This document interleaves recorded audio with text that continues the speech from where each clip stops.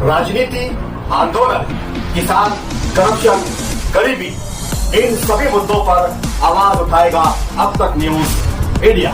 सत्ता के आगे जब भी सवाल कमजोर पड़ने लग जाए तो सवाल उठाने पड़ते हैं।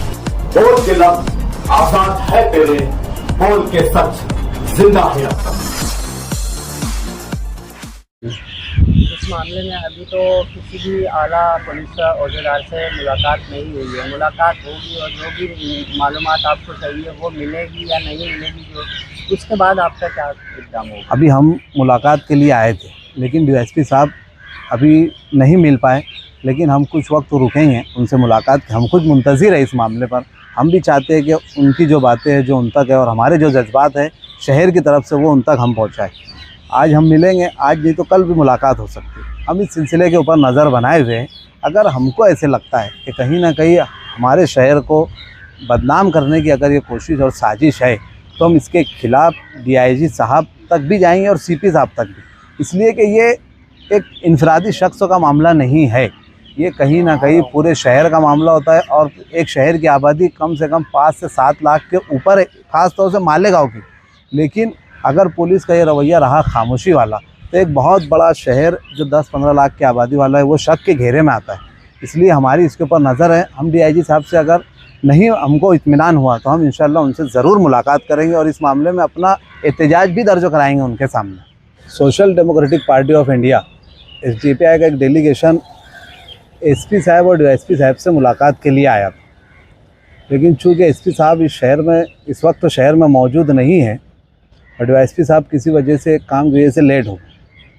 मुलाकात का विषय ऐसा था कि गुज़िश्ता रात फजर की नमाज से पहले इस्लामपुरा वार्ड में बरकतीपुरा खानका बरकतिया में जो मस्जिद है उसमें और उसके अतराफ़ के मकानात में ATS, मुकामी LCB और पुलिस डिपार्टमेंट की मुश्तरका एक कार्रवाई हुई और इस कार्रवाई में पुलिस डिपार्टमेंट की तरफ से ऑफिशियल बयान अभी तक आया नहीं, लेकिन चूँकि ये कार्रवाई एक अलग नौइयत की कार्रवाई थी।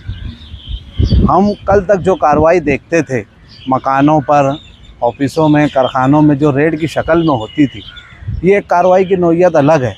लेकिन जो कल रात में जो कार्रवाई हुई है पुलिस की जानिब से, ATS की जानिब से, ये कार्रवाई मस्जिद के अंदर होना, इसकी नौइयत अपने आप में एक अलग मानी रखती है और इसकी नौइयत कहीं ना कहीं तब्दील और बदल जाती है। इसी सिलसिले में गुज़िश्ता सुबह से फजर की नमाज के बाद से जब से शहर में ये बात फैली है, शहर की आवाम में एक बेचैनी सा माहौल है। शहर की आवाम जानना चाहती है कि डिपार्टमेंट ने, पुलिस के डिपार्टमेंट ने और ख़ास तौर से ATS ने किस शुकूक व शुबहात की बुनियाद पर मस्जिद में और अतराफ़ के मकानों पर रेड की। ये रेड कहीं ना कहीं पुलिस की तरफ से नहीं, अभी तक जो सोशल मीडिया के ज़रिए से और यूट्यूबर के ज़रिए से हमको जो रिपोर्ट दिख रही है यूट्यूब पर, उसमें बताया जा रहा है कि कुछ मुश्तबा चीज़ों की वजह से ये रेड हुई है। पुलिस डिपार्टमेंट से हमारा ये सवाल है कि अगर वो मुश्तबा चीज़ें हैं तो ऐसी मुश्तबा चीज़ें कौन सी जो मस्जिद में भी रहती है और दूसरे मकानों में भी रहती है। कहीं ना कहीं पुलिस जिस तरीके की ATS हरकत कर रही है, ये कहीं ना कहीं शहर की, मालेगांव शहर की आवाम को शक के घेरे में लाने का एक काम कर रही है। और पुलिस की कार्रवाई होने के बाद कम से कम 10 से 12 घंटे का एक अरसा गुजरने के बाद पुलिस और ATS की तरफ से कोई बयान जारी नहीं होना कहीं ना कहीं हमारे ऊपर एक शक की सुई को घुमाने के मुतरादिफ है। इसलिए इस मौके पर SDPI सख्त अंदाज में डिपार्टमेंट से और ख़ास तौर से ATS के आला ओहदेदारान से ये वो डिमांड करती है कि आप लोग कम से कम ऑफिशियल स्टेटमेंट, आप लोगों ने किस संदर्भ में रेड की है और किन किन जगहों पर की है, आपको क्या चीज़ों की जानकारी मिली थी और जो चीज़ें आप लोग ढूंढने के लिए आए थे वो चीज़ें नहीं मिली थी।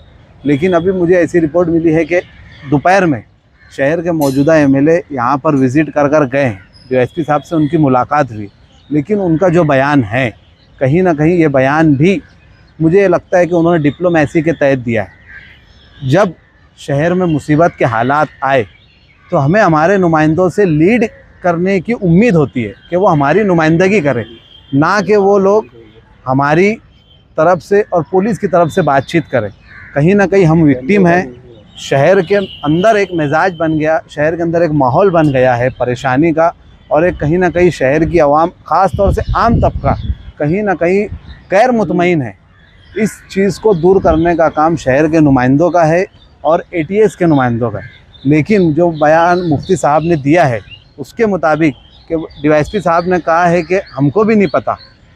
अगर आप लोगों को नहीं पता तो कहीं ना कहीं ये चीज़ अगर ATS के पास गई है, DIG के पास कंप्लेन गई है, तो ये कंप्लेन आप लोगों को भी पता होगी। शायद आपको अभी तक नहीं पता हो, लेकिन कहीं ना कहीं गोपनीय रिपोर्ट आपके पास भी होंगी। इसलिए किसी भी लेवल के ऊपर ये बयान पुलिस की तरफ से आना चाहिए, ऑफिशियल स्टेटमेंट आना चाहिए। क्यों? क्योंकि ये बयान के बाद जहाँ पर भी किसी भी मामले के अंदर पुलिस रेड करती है और शहर मालेगांव का नाम आता है तो हिंदुस्तान में अलग माहौल बनता है। ख़ास तौर से एक नज़रिया जो मुसलमानों को देखने गए उसमें मुसलमान और मालेगांव बहुत अहमियत का हामिल है। इसलिए इस मौके पर और एक अपील भी हम मस्जिद के ज़िम्मेदारान से भी करना चाहते हैं कि आप लोग, ये कल की एक हो सकता है ये शुरुआत हो, लेकिन हम मस्जिद के ज़िम्मेदारान से भी कहना चाहते हैं कि आप लोग जितने ट्रस्टी हैं, ख़ास तौर से शहर की तमाम मसाजिद के, ये लोग बिला खौफ व ख़तर अपनी मस्जिदों को जिस तरीके से हम लोग अभी तक नमाज़ों के बाद नमाज़ों के लिए इस्तेमाल करते हैं, रात में हमारा जो मामूल है, कोई मस्जिद बंद होती है, कोई मस्जिद चालू रहती है, ये रखे, इसमें डरने और घबराने की कोई ज़रूरत नहीं है। लेकिन हम आइंदा से एक बात याद रखें कि पुलिस अगर हमारे यहाँ आती है तो उनके पास एक रिकॉर्ड होता है, एक कागज़ लेकर आती है जिसे हम सर्च वारंट के नाम से भी बोल सकते हैं। पुलिस बगैर कागज़ के कभी तुम्हारे मकानात में, तुम्हारे ऑफिसों में, तुम्हारी मस्जिदों में नहीं आती। इसलिए आप लोग ऐसे रिकॉर्ड भी पुलिस से मांगे, रिपोर्ट वो लोग लेकर आए, सर्च ऑपरेशन आप उनसे कॉपी ले लें, ये आपका इख्तियार है और हक़ है, उसमें डरने और घबराने की ज़रूरत नहीं। और इस मौके पर मैं HDPI की तरफ से शहर की जमीयत उलमा, जो इस वक्त तो कहीं ना कहीं हमारी मिली सियासी तंजीम है और मुसलमानों की हिंदुस्तान में एक बहुत बड़ी तंजीम है जमीयत उलमा, इनसे मेरी गुजारिश है कि आज ये एक सुन्नी मसलक की मस्जिद का मामला नहीं है, ये आगे जाकर किसी और मस्जिद पर भी हो सकता, लेकिन कहीं ना कहीं हम सब का ईमान है कि मस्जिद अल्लाह का घर है। हमारे लिए तमाम मसाजिद एक मकाम रखती है। इसलिए जमीयत इस मामले में आकर, चाहे वो अपने लेवल के ऊपर जिस तरीके से चाहे उस तरीके से एहतजाज दर्ज करा सकती है और कराना चाहिए, ये उनकी अव्वलीन जिम्मेदारी है।